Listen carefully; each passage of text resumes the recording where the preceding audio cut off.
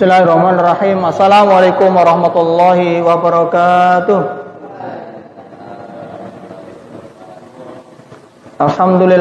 Alhamdulillahilladzi nahmaduhu wa nasta'inuhu wa astaghfiruh wa na'udzu billahi min shururi anfusina wa min sayyiati a'malina.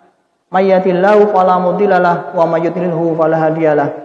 Asyhadu an la ilaha illallah wahdahu la syarikalah wa asyhadu anna Muhammadan abduhu wa rasuluh.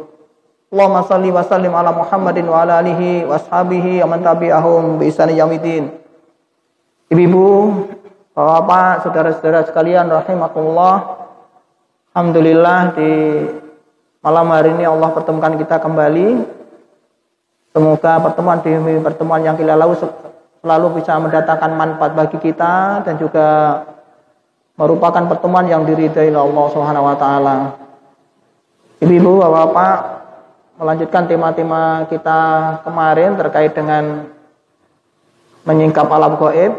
Pada kali ini kami ingin coba sampaikan fenomena yang berkembang di masyarakat kita yang banyak muncul karena banyaknya media yang mendukung, yaitu terkait dengan tuyul si pencuri uang.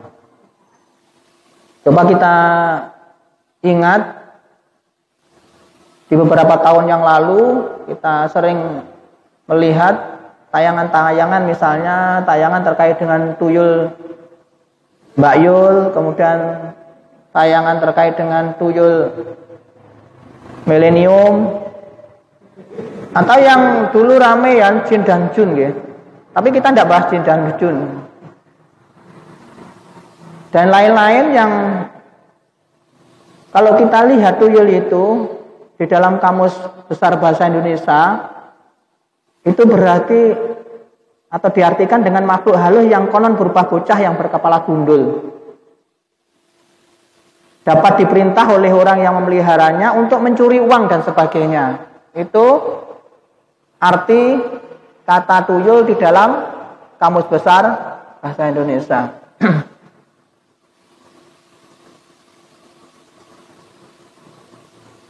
Kemarin dulu pernah kita sampaikan ya di awal-awal kita bahas ini bahwa Allah Subhanahu wa taala itu ciptakan makhluk yang bertanggung jawab.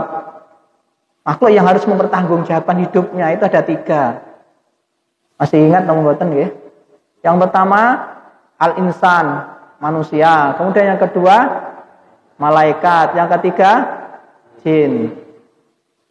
Kemudian juga sudah kita sampaikan bahwa manusia ada yang muslim, ada yang kafir, kemudian jin juga ada yang muslim, ada yang kafir. Sedangkan malaikat selalu muslim.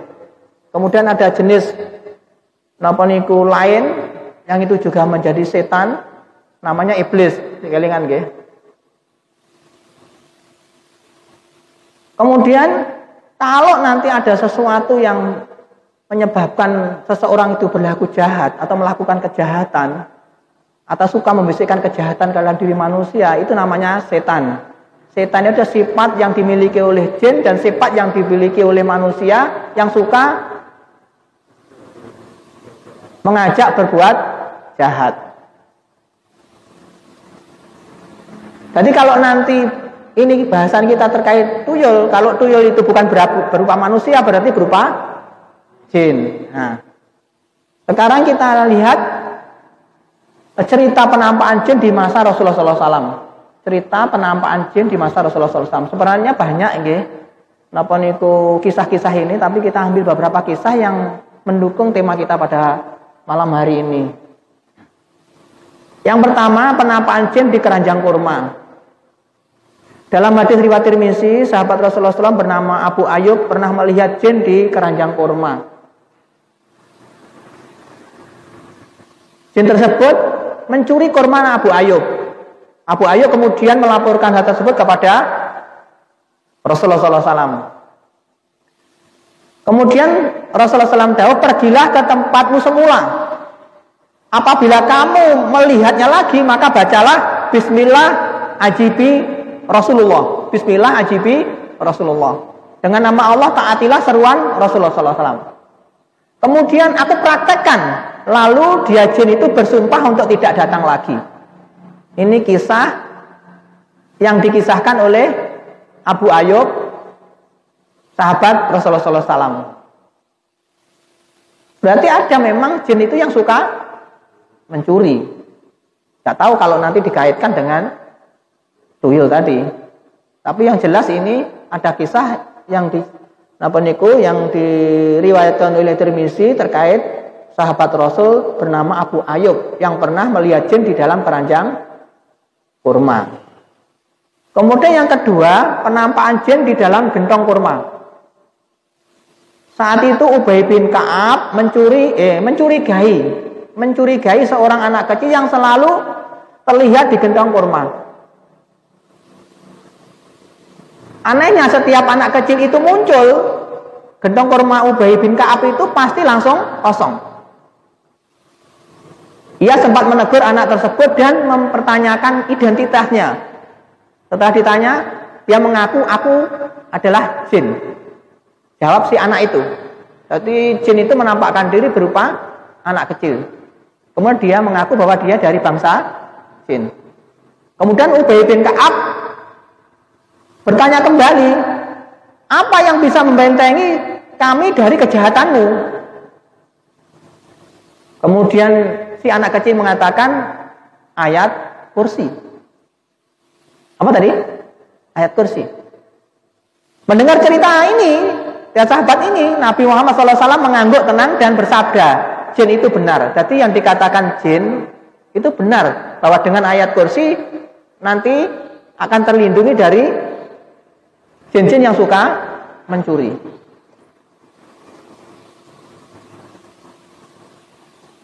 Itu kisah kedua.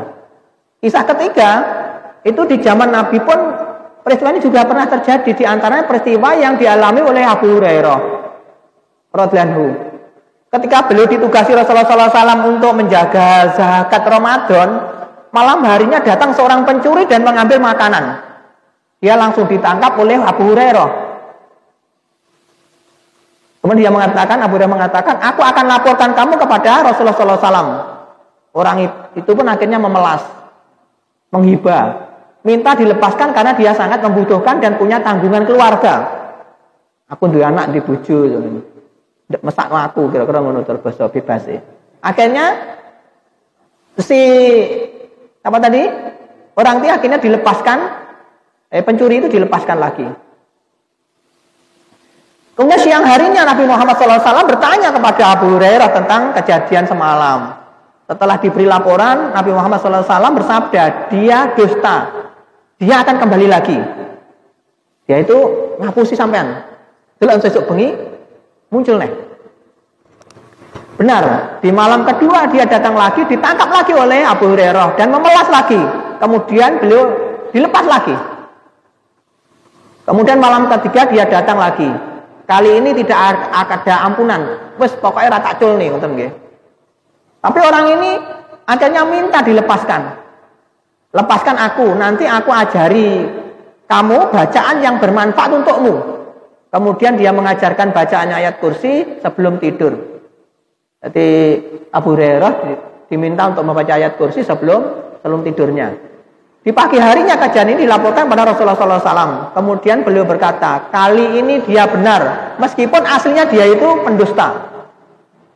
Aslinya setan itu tukang ngapusi. Tapi terkait dengan kata-kata bahwa dengan ayat kursi itu sudah terlindungi, itu benar. Jadi benar Bapak Ibu Allah, kalau kita ingin dilindungi diri kita dari kejahatan setan, maka yang bisa kita lakukan adalah dengan salah satunya dengan baca ayat kursi. Ternyata yang ditangkap oleh Abu Hurairah saat itu adalah jin yang menjelma menjadi bentuk lain. Ketika menjelaskan hadis ini, Al-Hafidz Ibnu Hajar mengatakan, jin terkadang menjelma dengan berbagai bentuk, sehingga memungkinkan bagi manusia untuk melihatnya.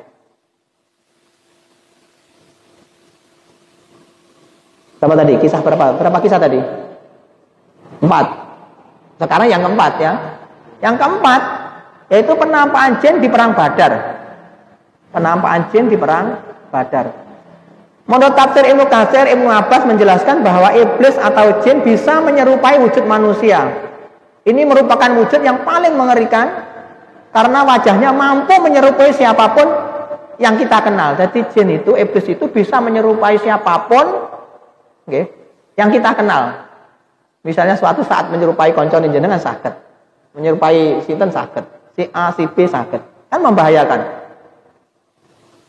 Iblis telah menyerupai manusia sebagai sosok Suraqah bin Malik pada saat itu.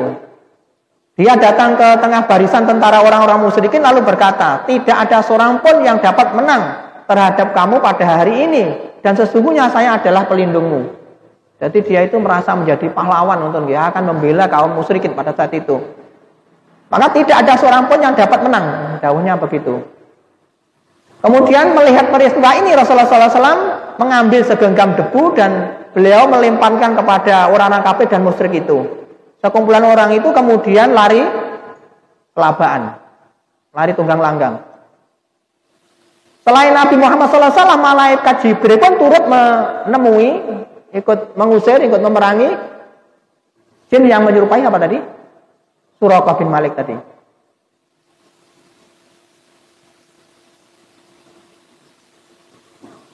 Saat itu jin sedang memegang tangan seorang musyrik, jadi dicekel ngoten supaya kendel ngoten lho. Stop, beres karo aku carane ngoten.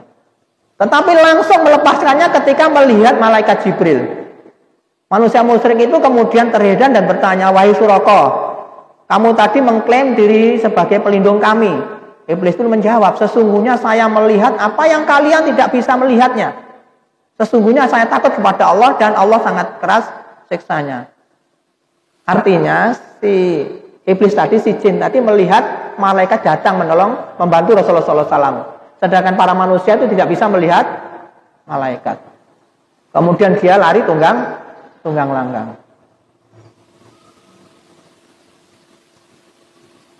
Bapak Ibu, saudara-saudara sekalian rahimakumullah. Jadi seperti layaknya jin, sosok yang disebut tuyul yang sementara kan kita bahas juga bisa memindahkan barang. Hanya saja antara satu jin dengan jin yang lain itu berbeda kemampuannya. Seperti layaknya manusia, ada yang mempunyai kemampuan yang kuat, ada yang tidak. Manusia kan yang kuat dan yang boten ta? Enten. Jin juga bisa mencuri seperti halnya manusia juga bisa mencuri. Jadi setan dari jenis jin juga bisa mencuri, setan dari jenis manusia juga bisa mencuri. Nah, seperti kisah Nabi Sulaiman alaihissalam, kala itu beliau memerintahkan rakyatnya untuk memindahkan istana Ratu Balkis. Kemudian rakyat berebut untuk bisa melakukannya.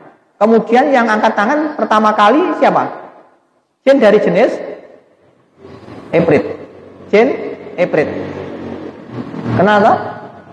Kenal? Neng bila kenal? Kenapa?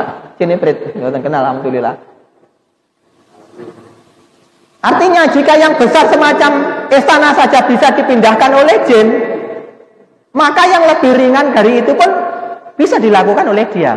Memindahkan singgasana saja bisa, apalagi memindahkan yang lain.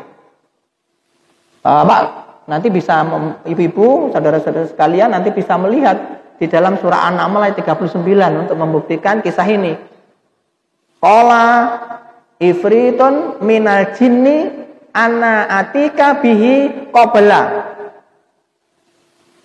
antakuma min maqamik wa ini alaihi laqawiyun amin. Ifrit yang cerdik itu dari golongan jin itu berkata, aku akan datang kepadamu dengan membawa singgasana itu kepadamu sebelum berdiri dari tempat dudukmu. Jadi menjanjikan kepada siapa tadi? Nabi Sulaiman, sebelum jenengan ngadeg nanti singgasananya sudah sampai sini. Hebat teman-teman.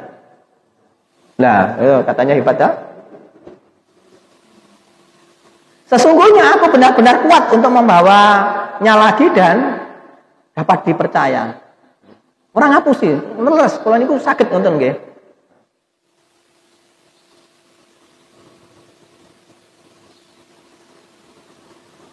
Namun demikian, bapak-bapak, ibu-ibu sekalian, bahwa walaupun jin itu seperti itu, mempunyai kekuatan untuk melakukan hal-hal sebagaimana yang kita lakukan, tapi kita sebagai manusia itu beda alam. Dan kita dilarang oleh Allah Subhanahu wa taala untuk melakukan kerjasama. Sebagaimana yang Allah dahulukan di dalam surat Jin ayat 6. Wa annahu kana rijalun minal insi ya'uduna bi rijalin minal jinni fasaduhum rohaqo. Dan bahwasanya ada beberapa orang laki-laki di antara manusia meminta perlindungan kepada beberapa laki-laki di antara jin. Maka jin-jin itu menambah bagi mereka dosa dan kesalahan. Ini larangan manusia bekerja sama dengan jin. Apakah mungkin ada ataukah adakah orang yang bekerja sama? Ada. Kemungkinan ada. Tapi hukumnya haram.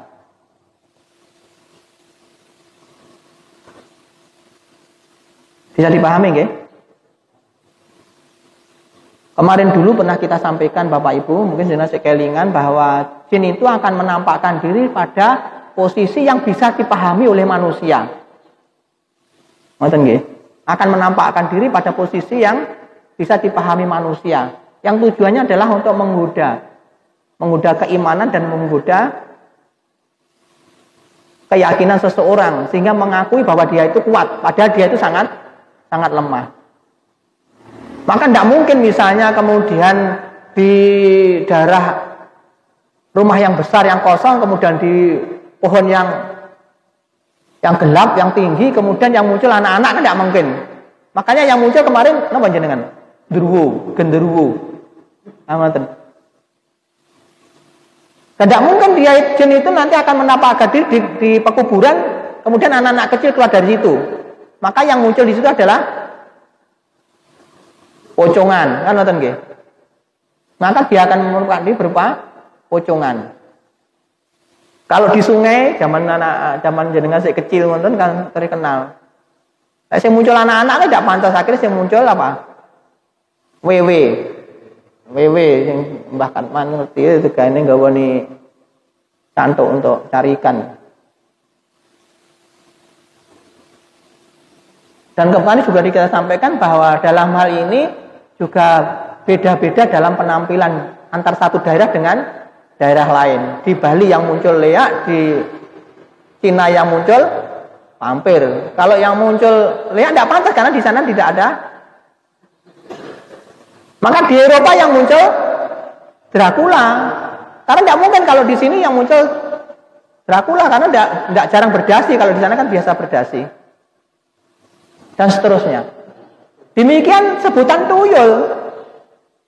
Kalau yang mencuri orang besar pun tidak pantas, akhirnya yang muncul anak kecil. Dia akan menampilkan diri dalam posisi anak kecil. Kalau nanti ada orang yang mau kerjasama, berarti dia akan melakukan sesuatu yang haram, yang diharamkan oleh Allah Subhanahu wa taala. Maka jangan sampai nanti kalau sampai tuyul meneror, okay, kalau tuyul meneror jangan sampai kita berbuat error, okay. Karena banyak di antara masyarakat kita yang kalau lihat takhayul yang ada di masyarakat dalam rangka untuk memproteksi tuyul ini. Misalnya untuk melindungi barang-barangnya, untuk melindungi uangnya, untuk melindungi perhiasan yang disukai. Ada yang misalnya membuat takhayul berupa mendatangkan dukun dan orang pintar. Enten mboten niku. Padahal Rasulullah SAW mendawuh, man ata aropan au kahinan fasaddaku bima yaqulu. Bima kafar namanya iku fasad bima yaqulu. Membenarkan apa yang dikatakan faqat kafara bima unsila ala Muhammadin sallallahu alaihi wasallam. Sungguh dia telah ingkar, telah kafir pada Rasulullah, apa yang diturunkan pada Rasulullah sallallahu alaihi wasallam. Dan ada orang yang datang ke Arab, datang ke kahin. Enten mboten? Wonten. Insyaallah wonten mriki wong nang masjid kan mboten wonten nggih. Yang kedua, ada yang melakukan takhayul berupa membeli jimat dan memasangnya. Kalian mboten percaya ning dalem jenengan, enten mboten sing ditempel ning ngarep omah atau lawang atau. Padahal Rasulullah SAW juga dahulu terkait dengan ini, mantala tamimatan faqad asroka. Barang siapa menggantungkan raja jimat, sungguh dia telah syirik.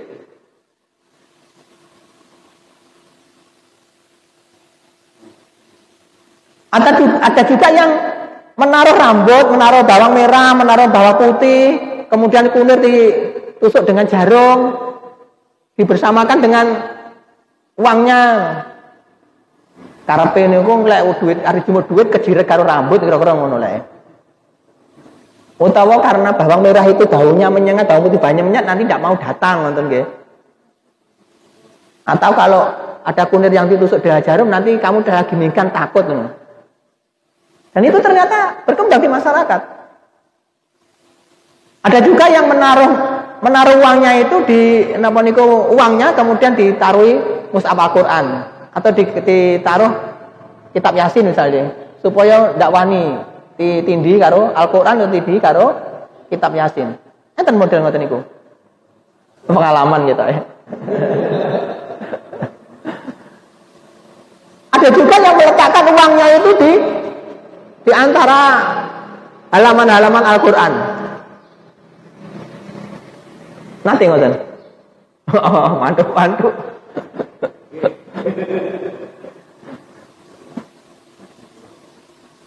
Kemudian ada juga yang meletakkan cermin. Jadi ning gone kotake duit niku dikai miron. Apa ki? Ayo, cermin. Apa kok cermin bahasa Jawa? Milon, milon. Kira-kira niku anu napa niku? Karepe ngoten mengke lek terus arep mlebu terus enek gambare dhewe ngono terus isin ngono lek balik ngono.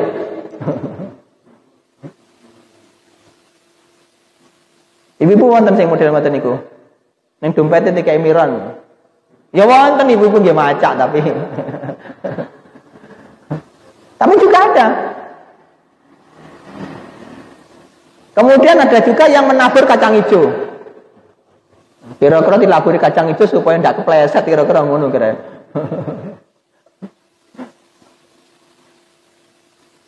Ada juga ini bahkan kalau ada anak tuyul biasanya nih kono dikai cuyu. Cuyu pengalaman ku mau. Dikai cuyu, dikai kepiting ngono. Dan napa niku? Den dolanan karo kepitinge cah cilik dolanan kepiting ora sida nyolong. Enten to sing model ngeten iki. Ada juga yang menebar garam di sekitar rumahnya. Nanti omahe niku di apa niku? Dipuri ora uya.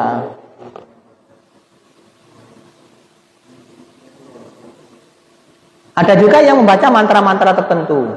Nah, kayak lari-lari ali dulu kan sering toh. Setan-setan gundul temukno dolan aku kan ngoten nggih. Pengalaman masa kecil jane ngono. Dan mantra-mantra yang lain. Dan sekali lagi itu adalah takhayul. Itu adalah perbuatan salah, jangan sampai kemudian dilakukan. Rasulullah SAW telah memberikan tip-tip bagi kita yang nanti bisa kita lakukan. Jadi pahami nggih?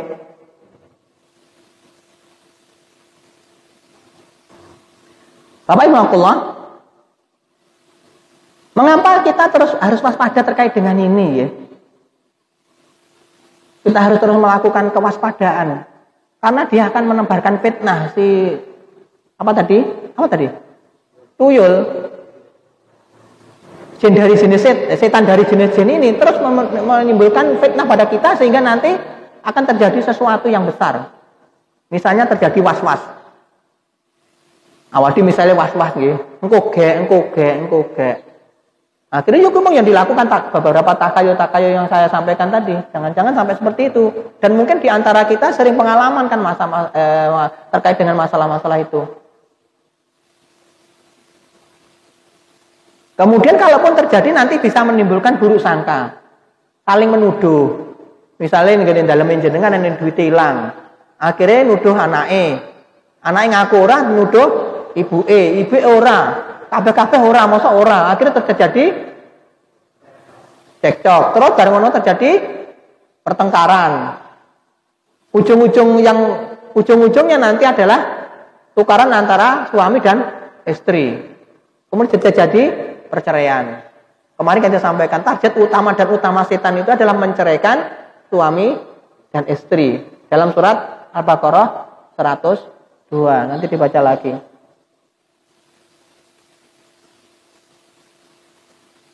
Jadi itu fitnah-fitnah yang dilakukan oleh si setan tadi untuk menimbulkan buruk sangka, kemudian terjadi adu domba, kemudian terjadi perpecahan. Anak yang belok ibu dituduh misalnya itu belok karo anak yang saling bersongkol, bapaknya tidak dipercaya dan seterusnya. Ataupun nanti antar teman, sakit kita antar teman, antar saudara, jadi perpecahan. Apalagi nanti kalau anak-anak ini diceritakan kemudian muncul ketakutan. Anaknya wedi, kemudian bapaknya tidak bisa memberikan solusi, akhirnya cari solusi yang lain. Solusi di antara 10 tadi yang kita sampaikan. Itu sangat bahaya karena kita akan masuk ke wilayah yang dilarang oleh Allah Subhanahu wa taala, masuk kesyirikan atau kekafiran. Apalagi nanti kalau muncul penyimpangan akidah terkait dengan napa niku ini. Kalau tidak percaya ki ya buktine eneng, kalau percaya kuwi kok mosok ngoten nggih.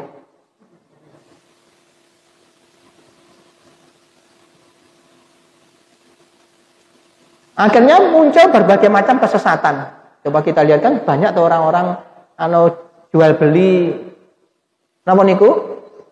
Jimat untuk perlindungan, jual beli jimat untuk penglaris, jual beli jimat untuk dan lain-lain lah.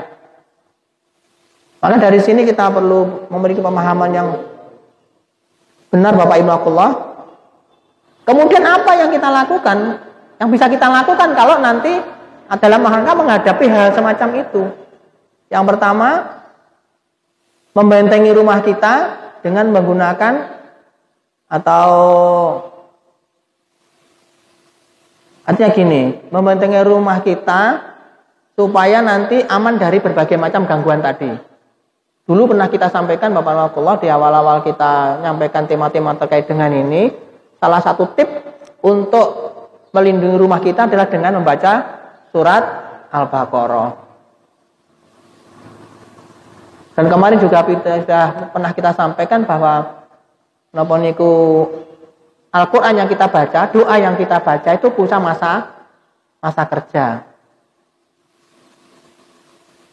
Kalau kita baca ayat kursi, maka akan dilindungi sampai baca pagi, dilindungi sampai sore, dibaca sore, dilindungi sampai pagi.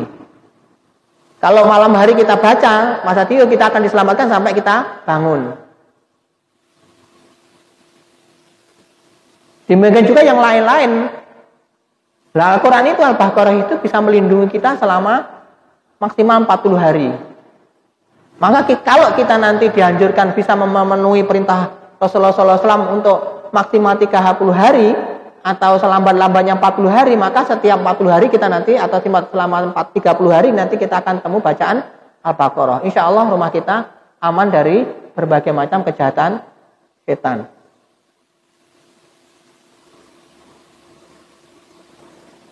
Jadi apa tadi Bapak Ibu baca Al-Quran atau doa-doa yang diajarkan oleh Rasulullah SAW.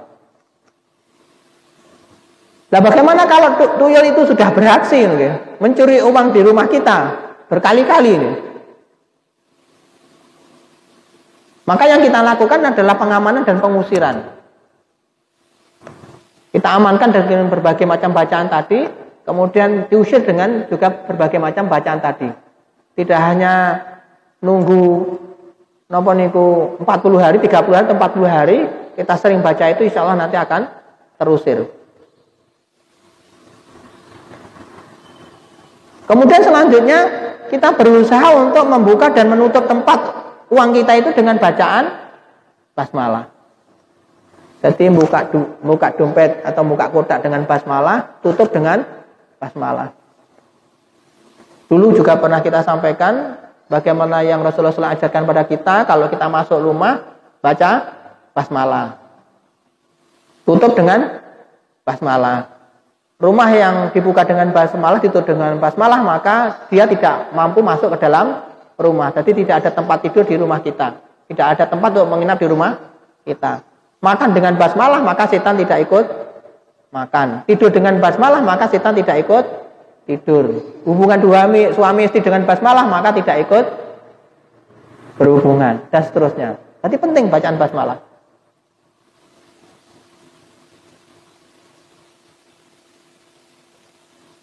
Sama kalau kita pergi dari rumah ke sini pun usahakan baca basmalah supaya tidak numpang di belakang kita, ngoten nggih.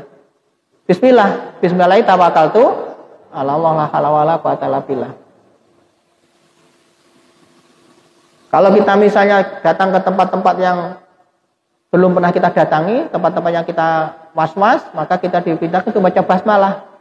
Bismillah, bismillahilladzi la yadurru ma'asmihi syai'un fil ardi sama wa huwas samiun alim. Dan seterusnya.